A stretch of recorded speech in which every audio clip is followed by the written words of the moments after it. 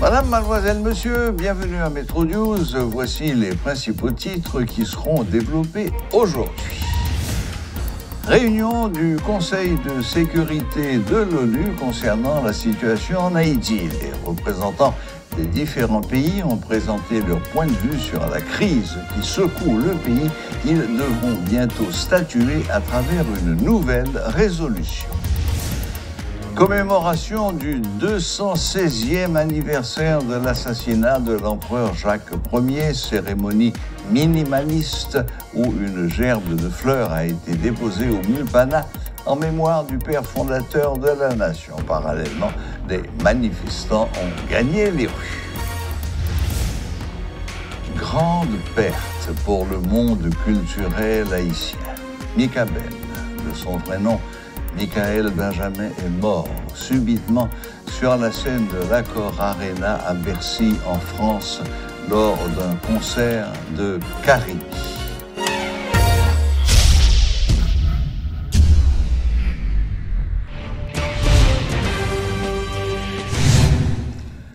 Le Premier ministre, accompagné du ministre de la Justice et de la Sécurité publique, Berthaud Dorcé, du ministre de la Défense, Dr Enold Joseph, et de celui de l'Intérieur, Liste Kittel, du Haut Commandement de la Police, entre autres, et du Haut État-major des Forces armées d'Haïti, a signé dans le livre d'or du musée avant de regagner son véhicule garé à l'entrée principale 5 minutes plus tard.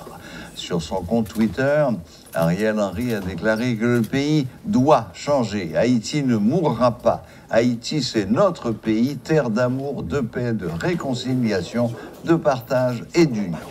Nous avons trop longtemps perpétué cette haine implacable qui entache notre quotidien. Notre Haïti d'aujourd'hui, ce n'était pas celle rêvée par Dessalines. Nous avons assassiné ses rêves, ses visions et ses convictions, a fait savoir le chef du gouvernement. 216 ans après, nous nous cherchons dans le couloir sombre de la division avec une torche qui crépite l'espoir et la réconciliation. 216 ans après l'assassinat de l'empereur, nous sommes encore à la recherche d'une certaine stabilité politique, condition indispensable au progrès économique et social de notre nation. Nous devons combattre cet esprit d'intolérance pour le substituer au dialogue, aux principes républicains appliqués à guider, à prêcher Ariel Henry.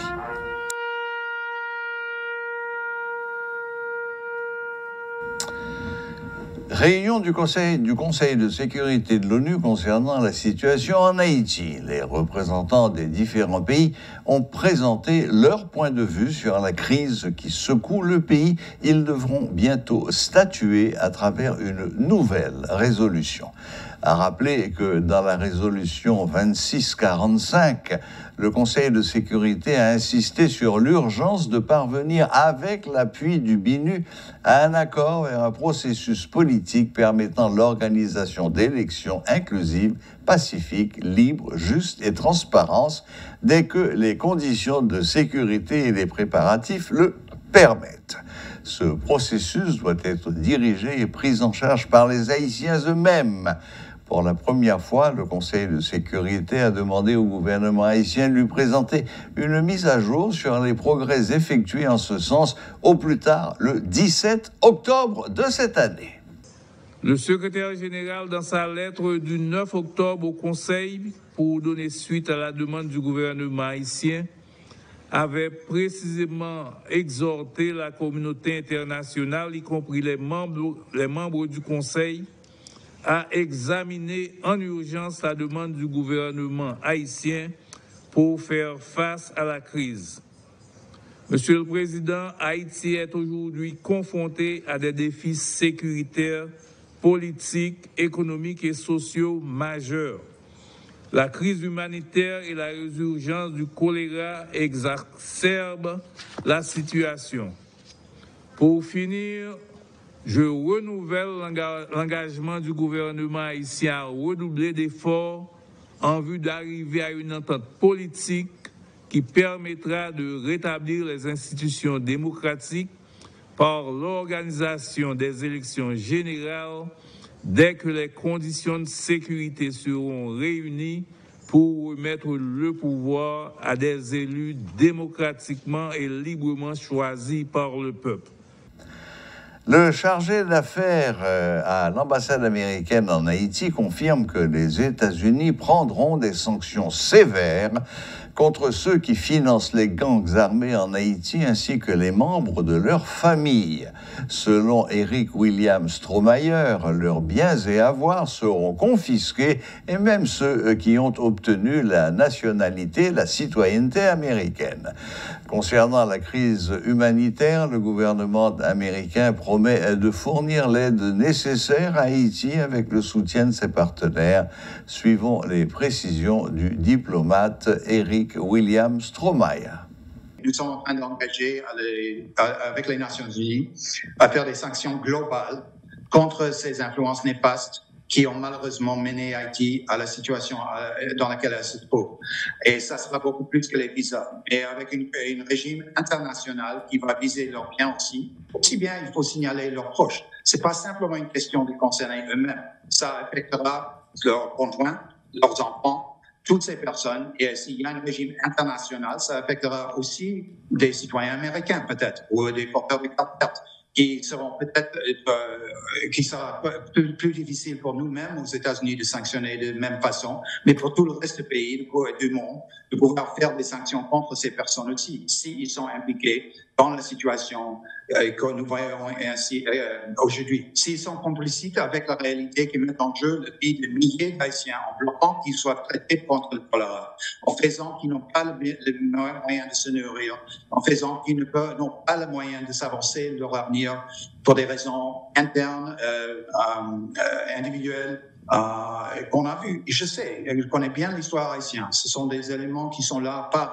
depuis d'hier, en effet. Ce sont des éléments qui sont là depuis très longtemps. Et nous, dans la communauté internationale, pas simplement les Américains, sont en train de prendre ça le plus sérieux pour chercher à bloquer leurs biens, leurs moyens, leur argent, toutes sortes d'autres choses que nous puissions faire pour faire la pression contre ces personnes. J'arrêterai là pour l'instant, mais ce qu'on a déclaré avant hier ou dans les derniers jours, c'est juste le commencement des choses que nous visons à faire contre ces personnes en concert avec la communauté internationale. Aujourd'hui, 17 octobre, date commémorative de l'assassinat de Jean-Jacques Dessalines, fondateur de la Nation, était censée être une journée fériée. Ce fut plutôt une journée de grandes manifestations partout dans le pays. Pour rendre compte de l'ampleur de ces manifestations, nous avons avec nous sur le plateau notre collaborateur, Rudolf Pierre-Louis, qui a essayé de se rendre dans les différents lieux où les manifestants se produisaient, et il va donc nous faire un compte-rendu de cette journée. Bonsoir Rudolf Pierre-Louis, bienvenue à Métro News. Bonsoir Serge, bonsoir à toutes et à tous, merci. Bon, j'ai l'impression que les manifestations n'ont pas commencé de bonne heure. Non, ça s'est démarré aux environs de midi. C'est ça. D'ailleurs, oui. Au Champ de Mars, il y avait plusieurs points de rassemblement, il y avait différentes cérémonies qui se déroulaient.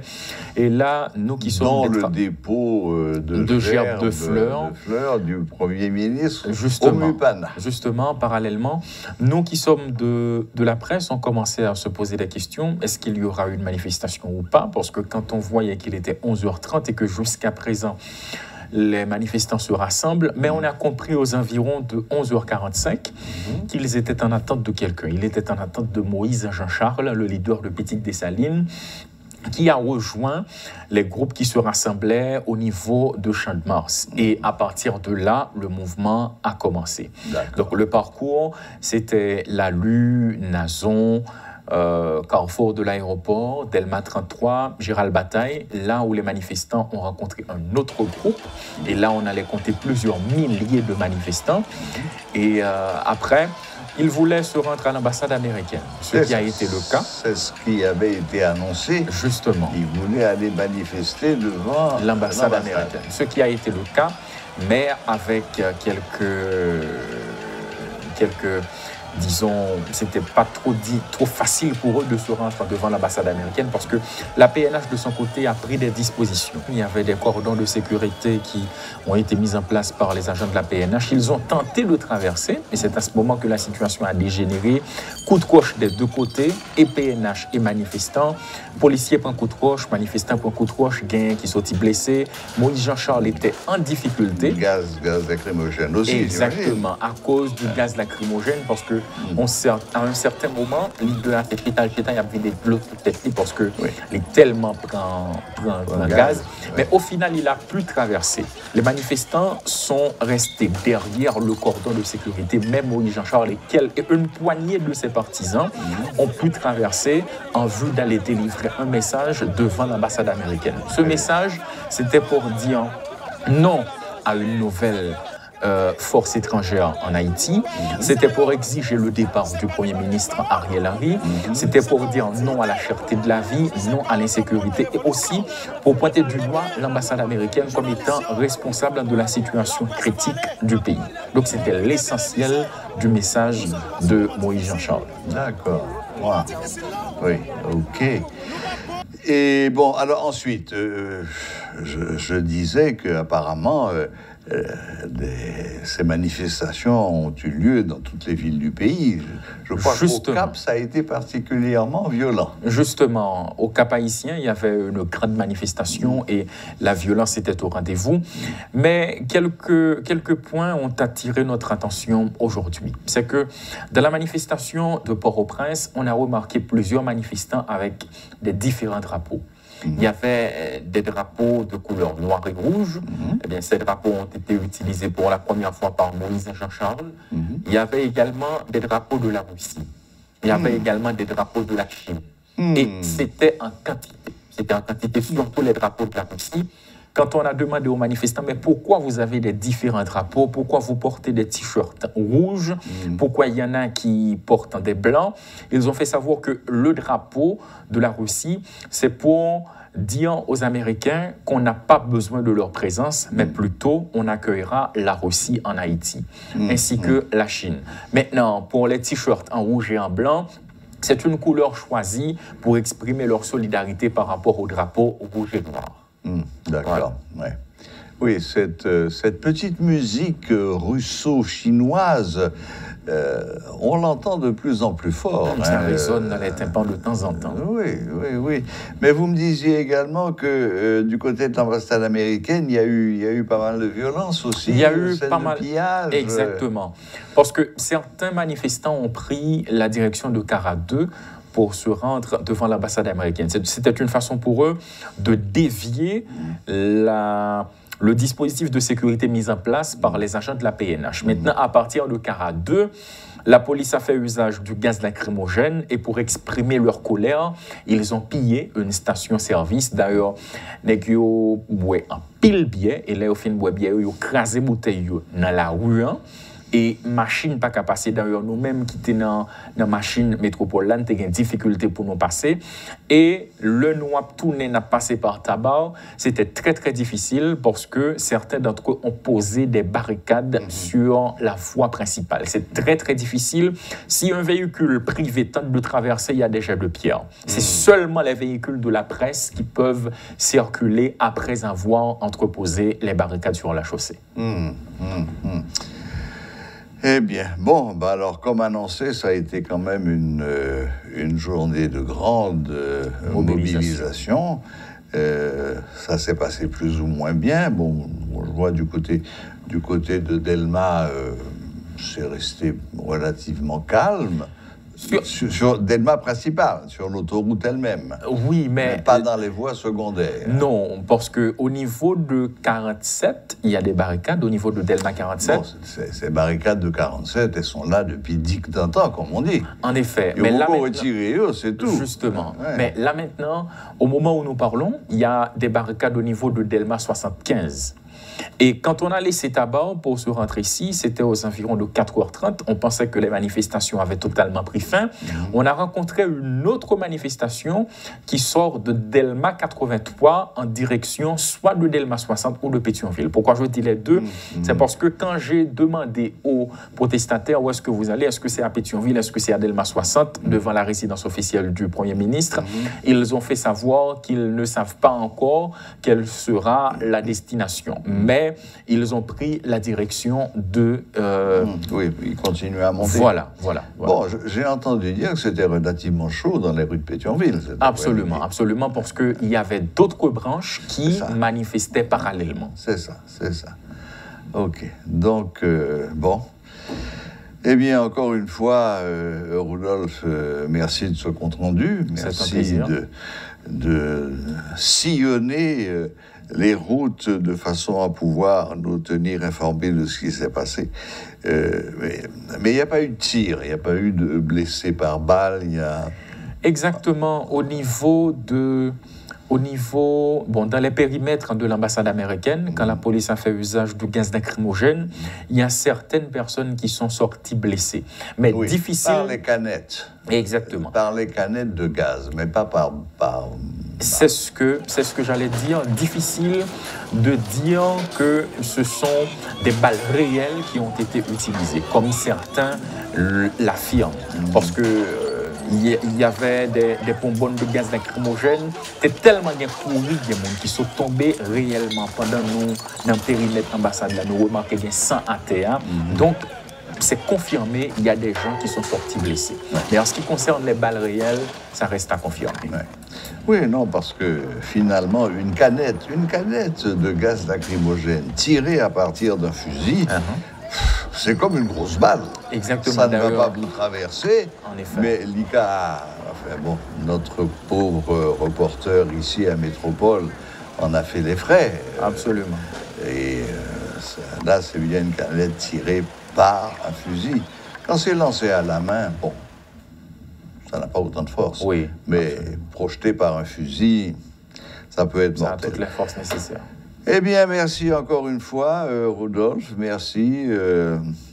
J'espère que toute cette agitation va commencer à se calmer un petit peu. On avait eu 2 jours de trêve, en quelque sorte, et puis la journée du 17, censée être une journée de repos et de recueillement, s'est soldée par, encore une fois, beaucoup de manifestations. D'accord, merci beaucoup, Rudolf, à bientôt. C'est un plaisir. Le chanteur Mika Ben est mort sur scène samedi 15 octobre au soir lors d'un concert à Paris-Bercy. Âgé de 41 ans, il a été invité à chanter par le groupe mythique Karimi devant plus de 10 000 personnes. Quelques minutes avant de monter sur scène, le chanteur montrait des signes de fatigue. Les secours ont prodigué un massage cardiaque à l'artiste, mais pris d'un malaise à la fin du concert, il n'a pu être ranimé. Afin de lui rendre hommage, un dépôt de gerbes était organisé ce lundi 17 octobre à 20h devant l'Accor Arena à Bercy, Paris. Des fans sont venus déposer des fleurs pour honorer Michael Benjamin, en présence de Michael Guirand, Richard Cavé, chanteur de Karimi, et de Josué Dahomey, ambassadeur d'Haïti en France. Pléthore d'artistes étrangers lui rendent également hommage. Bien entendu, nous nous associons à la peine de tout un pays et présentons à son père, Lionel Benjamin, à sa mère, Roselyne, à sa femme, ses enfants, ses amis, ses fans, nos plus sincères et plus émues condoléances.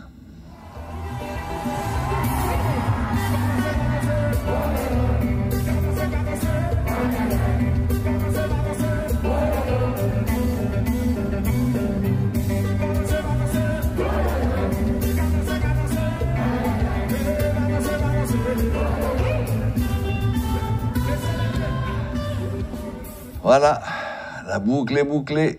Merci de nous rester fidèles.